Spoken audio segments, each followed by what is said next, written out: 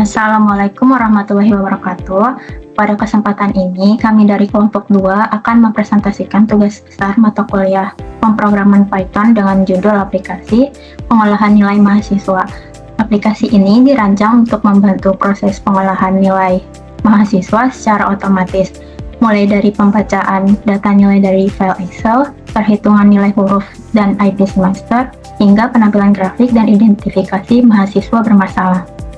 Melalui aplikasi ini diharapkan proses pengolahan data akademik dapat menjadi lebih cepat, akurat, dan efisien.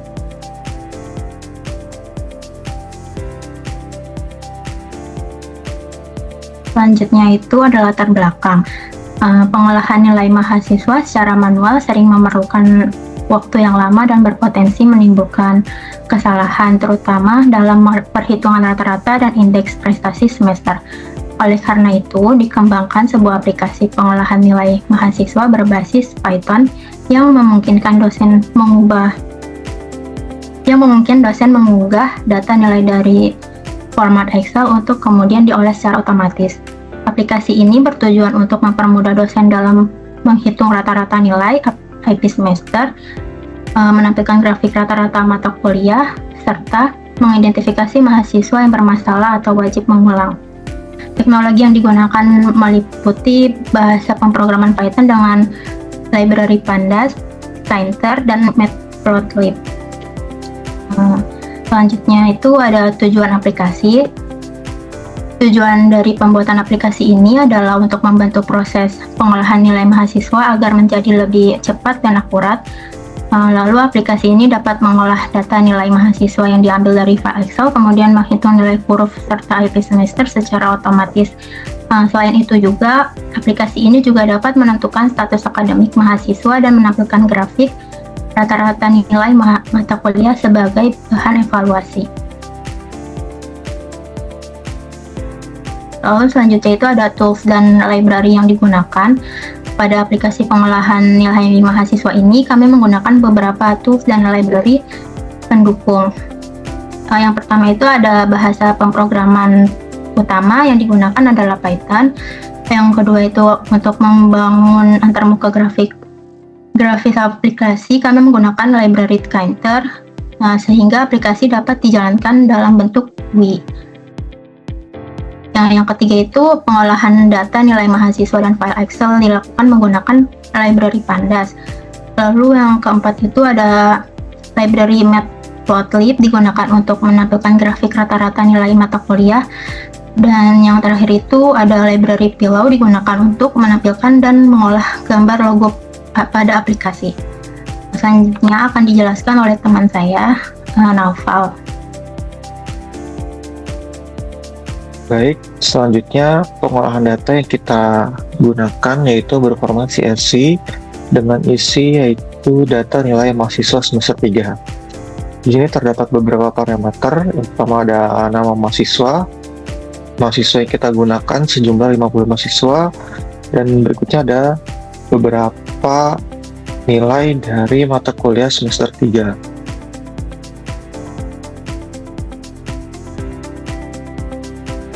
Lalu ada flowchart. Saya akan coba jelaskan proses dari flowchart dari program ini. Kita mulai, lalu membuka aplikasi. Setelah membuka, tampilan utama aplikasi akan tertampil. Untuk memulainya kita harus meload data CSV yang sudah kita punya. Tadi kita sudah membuat dataset nilai mahasiswa semester 3. Setelah load data sudah diloadkan, maka terdapat 3 option. Yang pertama ada hitung rata-rata dan IP. Jika memulai option ini, maka dapat mengklik tombol hitung rata-rata dan IP. Sistem akan melakukan konversi nilai dan hitung IP semester, dan hasilnya adalah tabel hasil perhitungan. Lalu option yang kedua ada grafik rata-rata mata kuliah. Jika memilih opsi ini, maka dapat mengklik tombol grafik rata-rata mata kuliah, dan sistem akan melakukan perhitungan rata-rata tiap mata kuliah. Hasil dari perhitungan ini yaitu tertampil grafik batang hasil perhitungan. Lalu pada opsi yang terakhir atau opsi yang ketiga yaitu mahasiswa bermasalah. Mahasiswa bermasalah ini dalam artian adalah mahasiswa yang mendapatkan nilai D dan E, maka dapat mengulang dari mata kuliah tersebut. Jika memilih opsi ini dapat mengklik tombol mahasiswa bermasalah, maka sistem akan mengidentifikasi nilai D dan E pada mahasiswa yang mendapatkan nilai tersebut, dan sistem akan juga melaporkan mahasiswa yang bermasalah tersebut, dan hasilnya adalah tabel mahasiswa yang bermasalah atau yang mengulang pada waktu-waktu yang akan diulang. Jika dari ketiga opsi ini sudah selesai, maka akan ada decision apakah ada aksi. Jika tidak, maka program akan selesai. Jika ya, maka program akan balik lagi ke tampilan utama. Dan berikutnya akan dijelaskan oleh teman saya.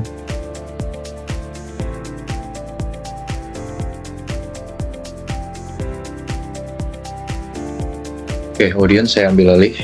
Selanjutnya ada tampilan utama pemrogramannya di sini. Untuk tampilan programnya ini sudah tertampil dengan GUI. Di sini ada logo universitas kita juga di sini. Selanjutnya juga ada tombol untuk load Excel, lalu ada hitung rata-rata nilai dan IP. Selanjutnya ada grafik rata-rata mata kuliah dan mahasiswa bermasalah sebagai breakdown dari hasil IP dan nilai rata-ratanya. Boleh di next. Oke, di sini akan bahas lebih dalam terkait teknikalnya. Apa aja sih yang kita lakukan di programnya sampai ini bisa running gitu ya. Sempat disinggung sebelumnya itu ada library TK Inter, ada yang kita gunakan, ada TK Inter, ada Pandas, ada Matplotlib, ada Pillow, ada NumPy, ada UI, ada IO, ada URL lib request.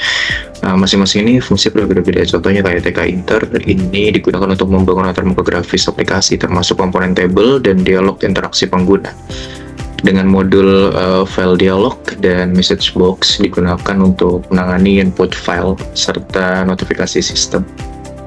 Lalu ada library Pandas digunakan sebagai core data processing engine, khususnya untuk membaca dan memanipulasi data yang berasal dari file Excel. Sementara itu, Matplotlib, NumPy, dan Pillow disiapkan untuk kebutuhan visualisasi dan pengolahan data, numerik maupun grafik. Sedangkan URL lib dan IO digunakan untuk menangani data eksternal berbasis stream, seperti pengambilan gambar dari URL. Oke, boleh dilanjut. Oke, di sini ada fungsi nilai ke huruf. Oke. Fungsi nilai ke huruf ini menerima satu parameter berupa nilai mentah yang berasal dari data input yang secara tipe data belum tentu konsisten. Langkah pertama dalam fungsi ini adalah melakukan casting nilai ke tipe data float menggunakan mekanisme try except. Pendekatan ini digunakan sebagai validasi data untuk menangani kemungkinan nilai kosong, string, atau format tidak valid. Jika proses konversi gagal, fungsi akan langsung mengembalikan nilai ke huruf E sebagai default error handling, sehingga alur program tetap berjalan tanpa menyebabkan runtime error. Jika nilai berhasil dikonversi, maka proses dilanjutkan dengan klasifikasi nilai menggunakan structure control if elif. Setiap kondisi mempresentasikan rentang nilai numerik tertentu yang dipetakan ke nilai huruf akademik, dimulai dari A sebagai nilai tertinggi hingga E sebagai nilai terendah. Pendekatan ini memastikan proses konversi bersifat deterministik, artinya satu nilai numerik hanya akan menghasilkan satu nilai huruf yang valid. Nah, di bawahnya itu ada kita mendefinisikan bobot nilai. Selain fungsi konversinya juga, programnya juga kita mendefinisikan structure data dictionary bernamanya bobot. Dictionary ini digunakan sebagai mapping antara nilai huruf dan nilai numerik berbobot yang diperlukan dalam perhitungan akademik seperti indeks prestasi. Dengan menggunakan dictionary, proses lookup, bobot nilai memiliki kompleksitas waktu sehingga efisiensi dan scalable untuk jumlah data yang besar. Struktur ini juga bersifat fleksibel karena perubahan kebijakan penilaian dapat dilakukan dengan cukup memodifikasi nilai pada dictionary tanpa mengubah logika atau program. Selanjutnya akan dilanjutkan oleh teman saya. Terima kasih.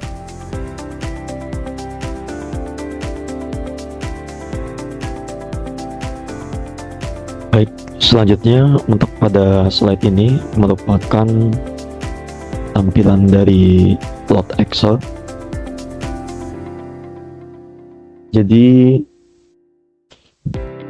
pada tampilan ini bisa dilihat, jadi di situ ada button load Excel yang mana ketika ditekan nantinya sistem akan membuka file untuk pemilihannya. Jadi kita harus memilih file yang berformat XLS yang bertujuan agar data yang dimasukkan sesuai dengan format yang telah ditentukan sebelumnya. Setelah dipilih, nanti data tersebut akan dibaca menggunakan file library pandas dan disimpan ke dalam data frame-nya. Contoh lalu untuk source code-nya, di sini ada file dialog.ascopen file name berfungsi untuk membuka dialog pemilihan file Excel. Lalu ada df sama dengan pdread Excel file, yang mana code ini berfungsi untuk membaca file Excel dan menyimpannya ke dalam data frame. Selanjutnya ada df column sama dengan df.ilog berfungsi untuk menetapkan baris kedua pada Excel sebagai nama kolom, dan juga terdapat df drop dalam kurung 0,1 yang mana berfungsi untuk menghapus baris yang tidak diperlukan dan merapikan indeks data frame. Jadi nanti setelah code ini dijalankan dan file Excel sudah dipilih, nanti hasilnya akan seperti tampilan di sebelah kanan, itu tampilan setelah load Excel. Ini bisa di next.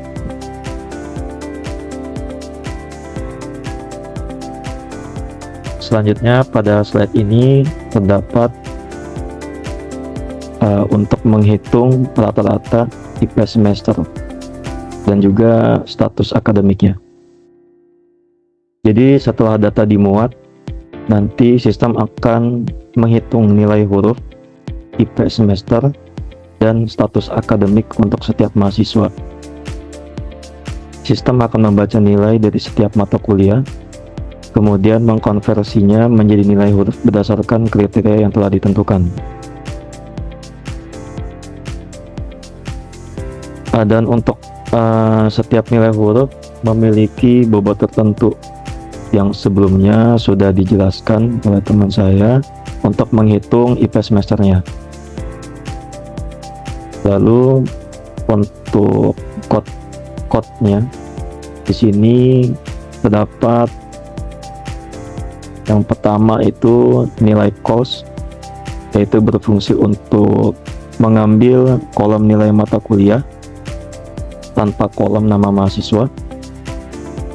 Lalu ada for row in df interrow, yaitu berfungsi untuk melakukan perulangan untuk setiap mahasiswa. Dan untuk nilai the score ke huruf itu berfungsi untuk mengkonversi nilai angka menjadi nilai huruf. Lalu untuk fungsi bobot H berfungsi mengambil bobot dari setiap nilai huruf. Lalu ada juga IP sama dengan round total garis bawah bobot, itu berfungsi menghitung IP semester dan membulatkannya hingga 2 angka desimal.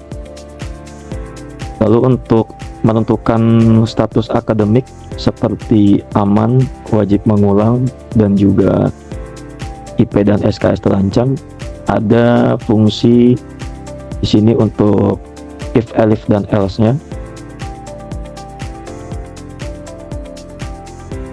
Bisa dilanjut.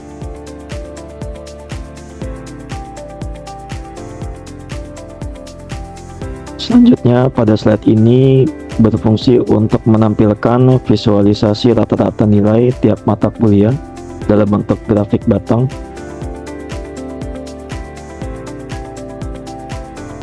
Jadi setelah semua data berhasil diolah, sistem akan menghitung nilai rata-rata setiap mata kuliah berdasarkan seluruh mahasiswa. Nanti hasil perhitungannya tersebut kemudian ditampilkan dalam bentuk grafik agar lebih mudah dianalisis secara visual. Jadi grafik ini juga membantu dosen untuk membandingkan performa mahasiswa antar mata kuliah serta mengidentifikasi mata kuliah yang memerlukan evaluasi lebih lanjut. Adapun untuk kode grafik rata-rata dan MK-nya, yang pertama itu di sini ada untuk mengambil hanya kolom nilai mata kuliah tanpa kolom hasil perhitungan, yaitu ada fungsi pada nilai underscore calls df.column 1:-3, dan juga ada fungsi df nilai underscore calls yang mana berfungsi untuk mengubah data ke tipe numerik dan menghitung rata-rata nilai tiap mata kuliah. Selanjutnya, adapun untuk membuat grafik batang berdasarkan rata-rata nilainya itu menggunakan fungsi plt.bar, dan untuk memiringkan tabel agar lebih mudah dibaca, yaitu ada plt.xtick. Dan yang terakhir, untuk memberikan judul dan keterangan pada grafiknya terdapat fungsi plt.title. Ya, bisa dilanjut.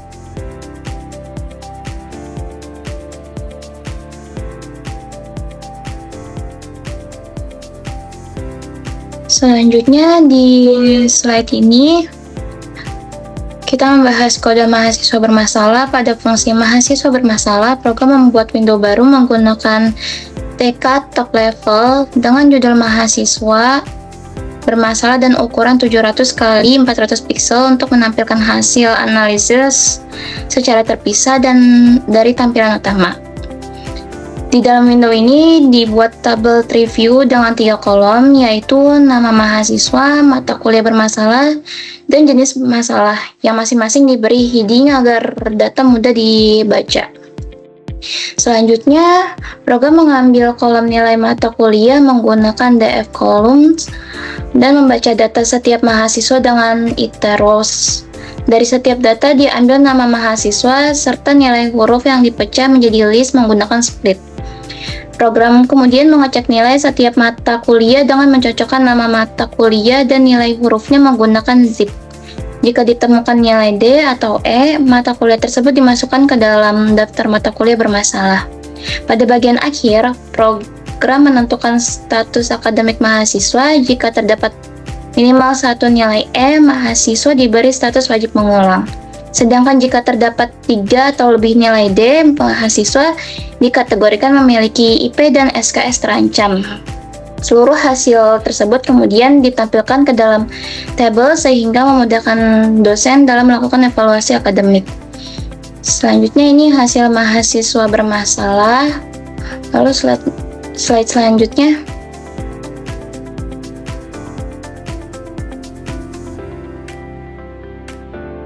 Berdasarkan hasil perancangan dan implementasi aplikasi yang kami buat, dapat disimpulkan bahwa aplikasi pengolahan nilai mahasiswa berbasis Python berhasil dirancang dan diimplementasikan sesuai dengan tujuan yang ditetapkan.